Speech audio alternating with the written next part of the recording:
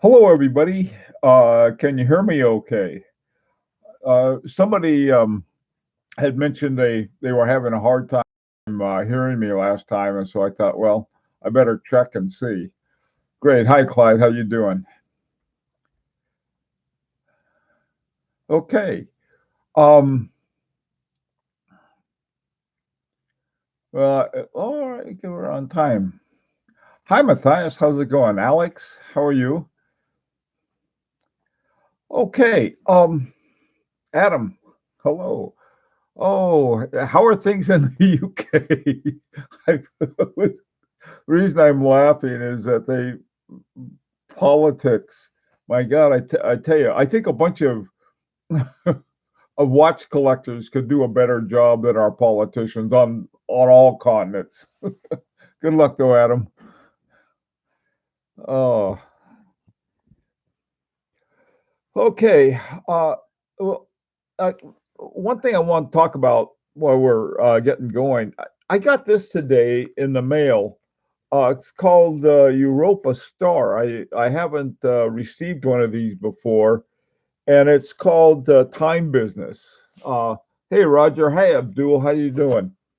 And there's an online version of Europa that I look at because they have some really interesting watch news.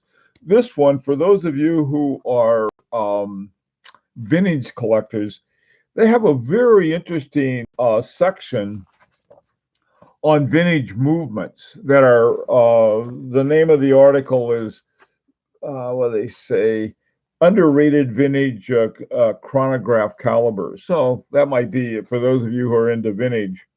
um, the only thing, hey John, um, I was going to say the only thing vintage in my collection is me. Anyway, what I wanted to kick around with you was this whole thing. I was very much brought up by surprise when I found out that Marco Lang was leaving Lang and Heyne. Now, Heyne wasn't there very long. I think he was there about a year, and that was back 2002, 2003. It's a long time ago. And all of a sudden, um, I had interviewed Marco Lang last October, and I got one of his watches. I got the Frederick II, which has just been wonderful in every way. And, and I'm sort of trying to think of, you know, is it necessarily a bad thing? I usually what it means that they didn't, some investors, and I don't know who in the world would invest in a watch business. I mean, I I I have I can think of about a million other things to invest in if you're really interested in making money rather than luxury watches. But what do I know? Um, so anyway, there's I guess some of the investors are somebody. Hey, and something. They must have, they were unhappy with something, either that or Marco Lang was working with Uren Works Dresden, and he had already made one of their movements, and maybe he's going to be spending more time with them. They're sort of like I compared them to Boscher, except they're sort of like well, I guess sort of like Vauchur, except Vauchur is pretty much owned by the Sandoz family, whereas Urin Works Dresden is, I think, a larger attempt by some German watch lovers to really bring more Germany into watchmaking. Again, I mean, like, why? But there's probably something in it because there are fools like us who spend a lot of money buying their watches. Uh, okay, so what's going to happen to Lang and Heyne? The guy they brought in, sort of as a watch guy to replace him, his name Abdul. You may have met him at Basel World. Name is Jen something or other. And for like 17 years, he was with Elonga up in Glashütte, and then he helped develop. I think it was called the Lang data graph, something like that. Hi, Captain said. So this guy is really good. Yeah, yeah, Abdul. Yeah, when he's at the booth. Well, he apparently is very good.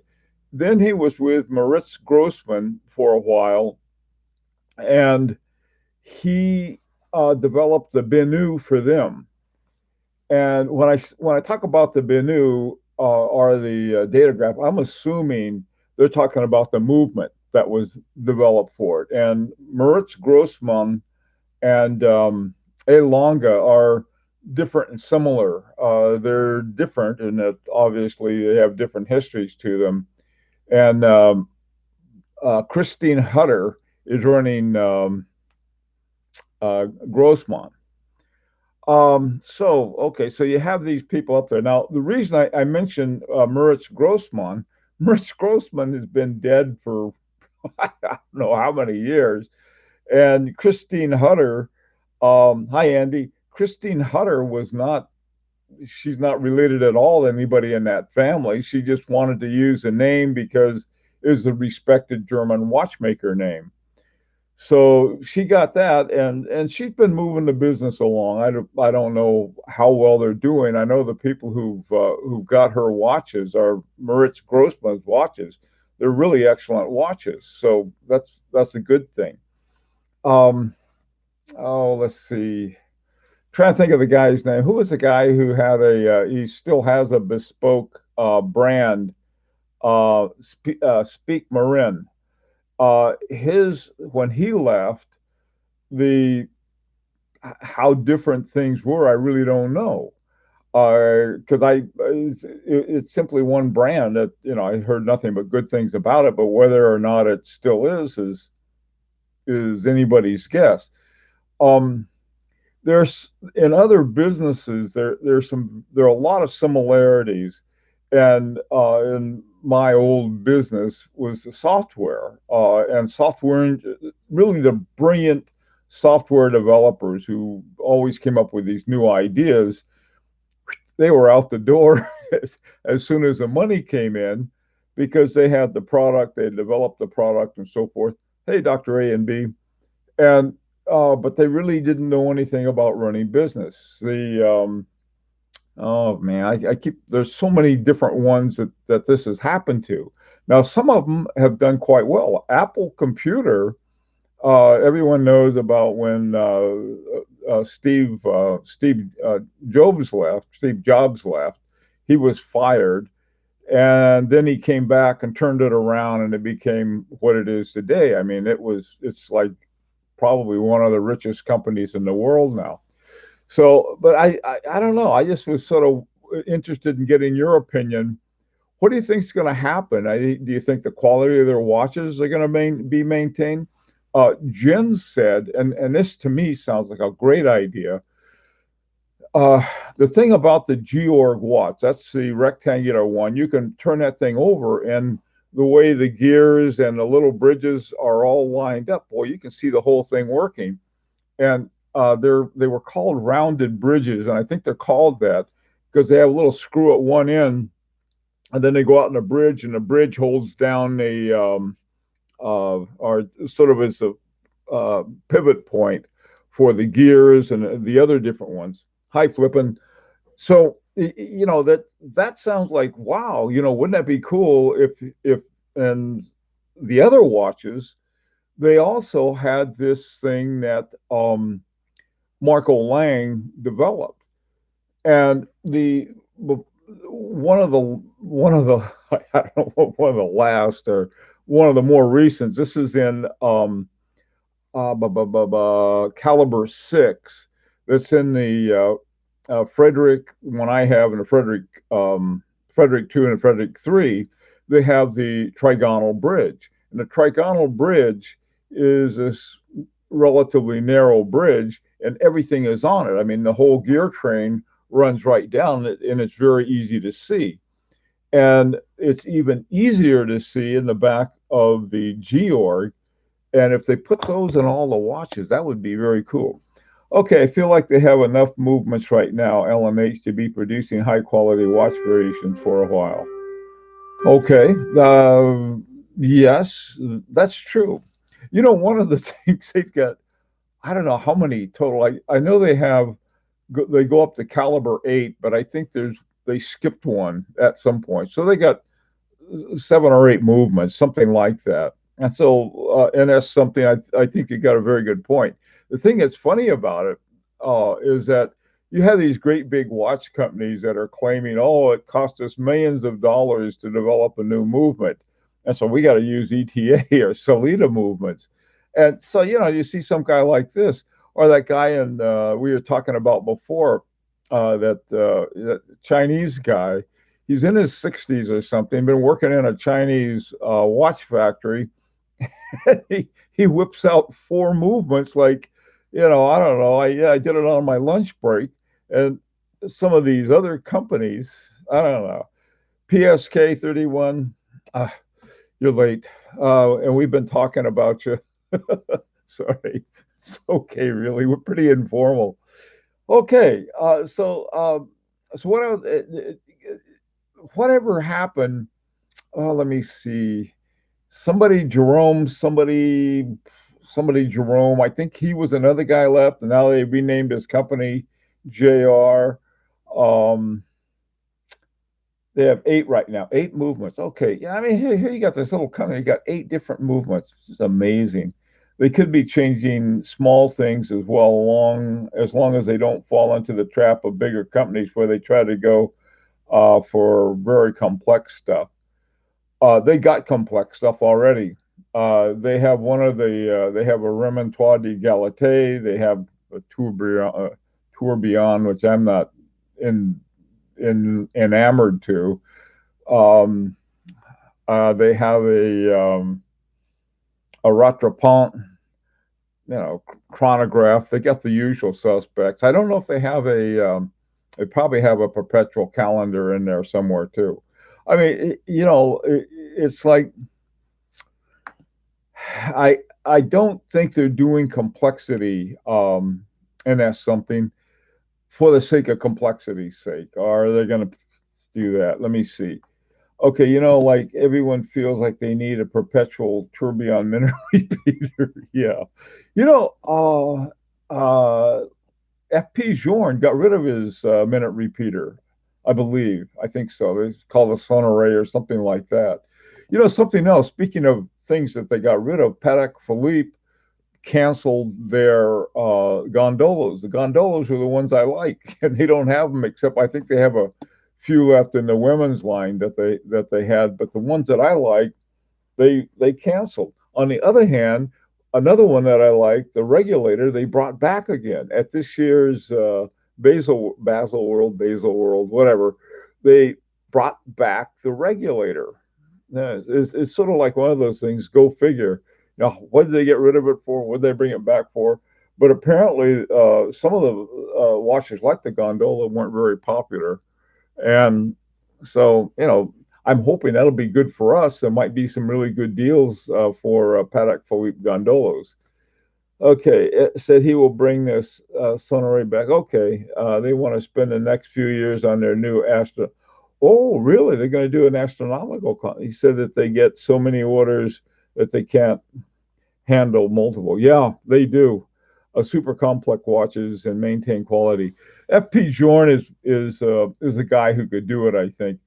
What's his name? Christian Vanderklaw. He's the guy that does. They have these amazing uh, astronomical complications. The one I have is simply is their simplest one. They got a moon phase, and so that I sort of like. So anyway, yeah, super complex qualities and maintain quality. I don't know. I don't know how many of if I really needed a complex thing for like if I was timing horses or something like that, I'd probably get a quartz. I really, I mean, those things are really accurate. Uh, he said he had a 4 to 5, forget the number, master watchmakers just doing the Sonore full time, and he needed them for the new watch. I believe it. Yeah, I I believe that. He's done something that's sort of interesting. Did any of you see that video he did explaining why he made the deal with Chanel? And that is to me a classic one. He's there talking about, and then he's talking about how much a Ferrari was worth when Ferrari died, and was like, if you buy one of these watches, I'm going to drop dead any minute now, and you can watch the price go up. I'm so to me it was like, I mean, his face looked like as gray as an elephant's hide in that video, and there was some other pictures of him taken later at a woman's golf tournament that he was sponsoring, and he was in the pink again. So I think it was a great recovery that he had. Um, I don't know. I think it's uh, of all of the really top watchmakers, I think FP Journe is probably the smartest businessman. I'll put it that way. He's got, it's undeniable, he's got some real talent, but he also has a good business sense. Most of these guys, like good software developers, they don't have any sense at all.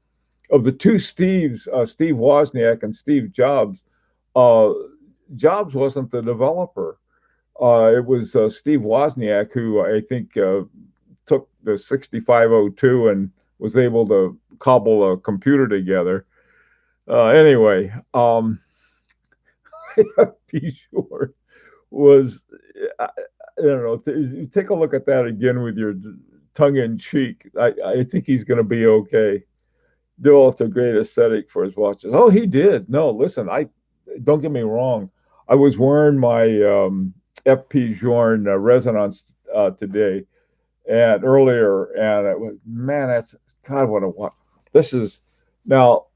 I couldn't get a chronomat blue, so this is known as a pretentious blue. This is one of the ones from the pretentious watchmakers labs, where we've been making our own watches. That's a lot of fun.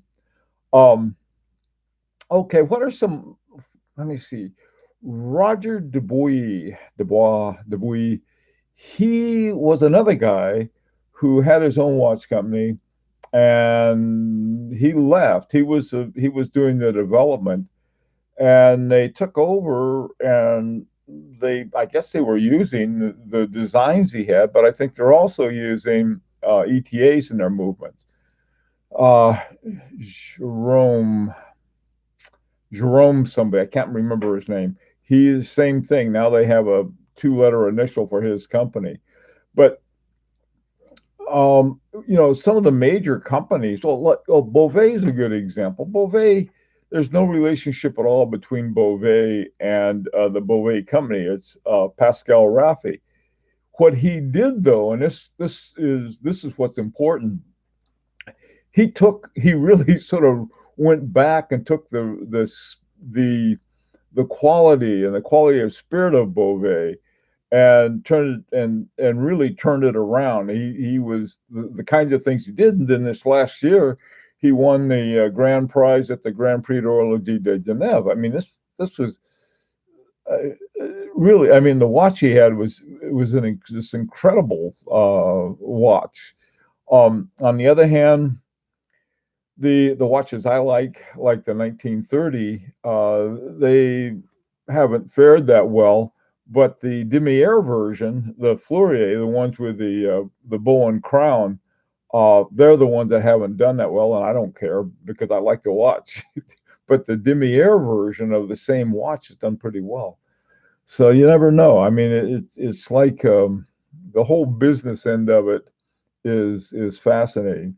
Okay, let's get some other ideas you guys have about this whole thing. I mean, when a really top watchmaker leaves, I mean, look what happened with A great example is Patek Philippe. Patek Philippe started off as Patek and Chopek, and uh, Patek was the business guy, and um, Chopek was the master watch designer, and so he went off and did his own watches. And so what Patek did, he found this other guy, Philippe, and Philippe was the guy who was doing all the development. A lot of independent watchmakers are making a collective or a group and make movements and special watches. I think that would be great for the whole industry. You know, I yes, there was. I did read something about that, Abdul. I'm glad you brought it up. Um, there's That'll be interesting. Now, this is in a way, this is what Val Fleurier is doing, but they're not independents. They're owned by the Richemont Group. But there's no reason that independents couldn't do the same thing and sort of share the technology, share the innovations, and everything else. This the first movement that came out of Uren Works Dresden, which was designed by Marco Lang. Jesus, that is just a beautiful movement, and a number of independents seem to be, well, two, there aren't that many yet, have picked it up. One is a fairly well-known guy, but I think he worked with both Marco Lang and what's called UWD for Uhren Works Dresden. He worked with them and Richard Habring to develop his movement. And so, yeah, the independents can do the same thing. There's I don't know. There are some here in the United States. There's a guy out on the West Coast, and I think I'm not sure whether to what extent his movement development was that far from like a 6498 or 6497 or not. Uh, not saying they are. I'm just saying it's sort of interesting the way they look. So anyway, going back to here, you bring in a talented watchmaker into a company. The main guy is gone. I don't know where he's going, to tell you the truth. One thing I suggested, and everybody, I think that nobody thinks it's a good idea. His dad, Rolf Lang, and his company, Rolf Lang Dresden. What if they had a Lang, not a Longa, but a Lang und Sunden at Dresden? Now that would be confusing. I don't think either one of them want to do that. What are some other ideas you guys have or observations? Uh, any whatsoever? Nothing? Oh man.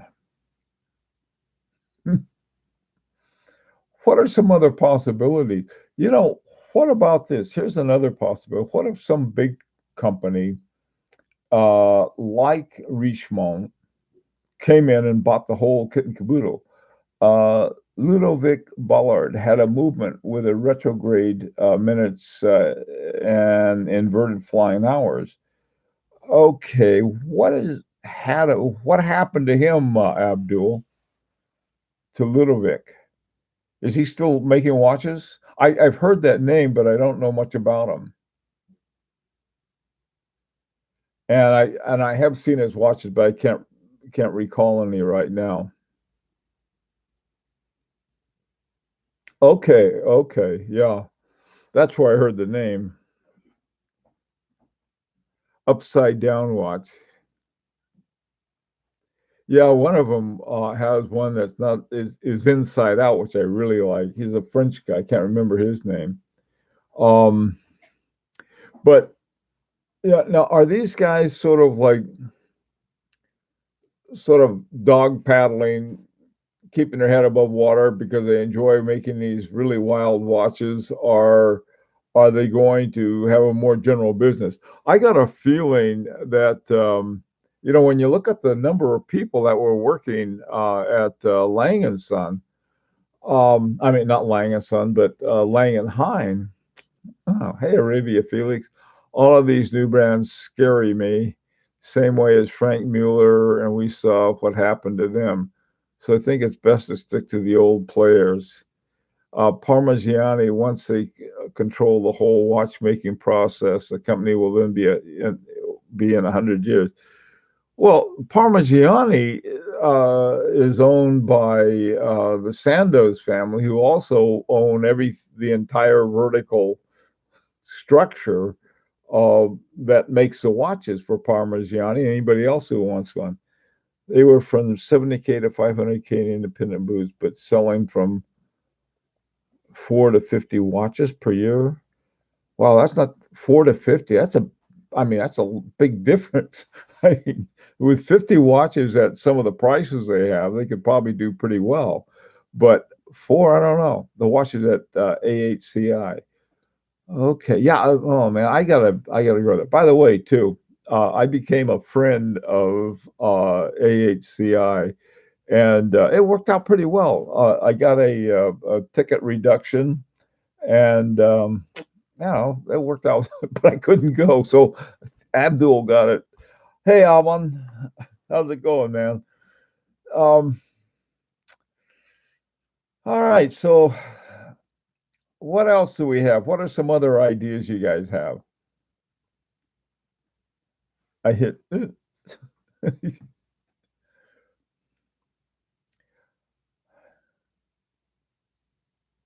maker that was making only four watches. Starting price was 450K euro. I was that. I know a guy who had something like that. Hey Nolan, how's it going? Bonjour. Let's see. Oh, hey, listen, Abdul. I'm glad somebody got him because I didn't get to go.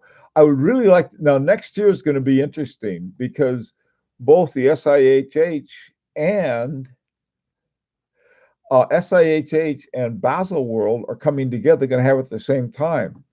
By the way, did any of you read that thing about some guy at forgot the name. It was one of the online watch makers or watch. They're sort of like watch reporters. It wasn't Quill and Pad, but it was. I forgot who it was. Anyway, what he did, he stayed in Germany, and then go across the border into to Basel every day because the prices were so high in Switzerland for a hotel there during Basel World that it was a lot cheaper to stay in Germany. So he goes back, and who doesn't have a lot of watches going to a watch show? So he ended up paying something like I think it was $2,000 or $4,000 in customs fees to the Swiss because he had all of these watches with him. I thought, my God, what is wrong with those guys? But then people who have been to him before said, well, he should have known better because you have to get all of this paperwork done. So when you bring him in, Nomos did well at Basel. That's good to hear. It's 25 minutes away from Freiburg in Germany, but the customs are always on the train. Okay, that's yeah, poor guy. Anyway, well, we had to get it. What we had to do is rent a big youth hostel, and I'll stay in it next year for both Basel World and SIHH. But I thought that was classic. This Swiss customs jacking a guy up. I mean, it's sort of like one of those redneck towns that have the sheriff has a traffic trap, and the lights that change and so forth. What I don't know. It sounded more like a racket than legitimate custom, but according to some people who were frequent visitors, man, I tell you, if I go, I'm taking one watch, and that's the one on my wrist. And I think I'll leave my Fitbit at home too, just in case. Okay, let's see. It's 25 minutes away from Freeburg, but the customs, yeah, they're always on the train going both ways. Well, listen, guys, my time is up, but I want to thank all of you for coming. If you come up with any ideas on this, or if you come up with new information, I first heard about Marco Lang leaving Lang and Heyne from one of the people